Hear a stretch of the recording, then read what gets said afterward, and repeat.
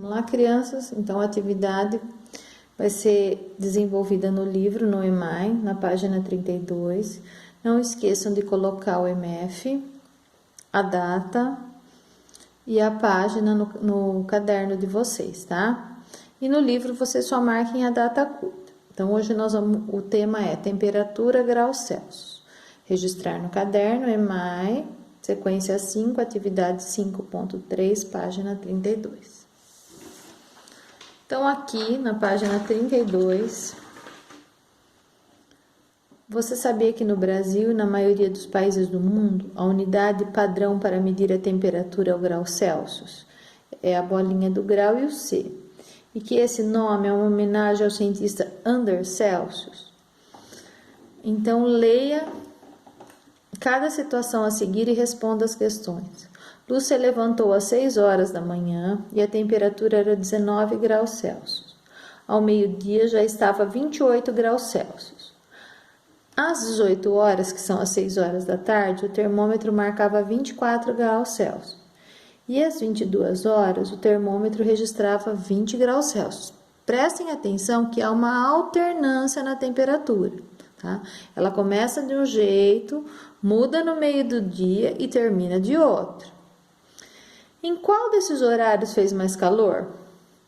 Em que horário a temperatura foi menor, né? Que ela foi mais baixa, né? Qual é a diferença de temperatura entre as 6 horas da manhã e as 18 horas, que são as 6 horas da tarde? Qual é a diferença de temperatura nesse período? Entre as 18 horas e as 22 horas, o que aconteceu com a temperatura? Qual foi a alternância? Aumentou? Diminuiu? Quantos graus, tá? E o que aconteceu com a temperatura aí? Se ela aumentou, diminuiu e quantos graus? De manhã, antes de sair de casa, Pedro ouviu no rádio que a temperatura era de 13 graus Celsius, mas que ao longo do dia a máxima chegaria a 30 graus Celsius, com a chuva no final da tarde.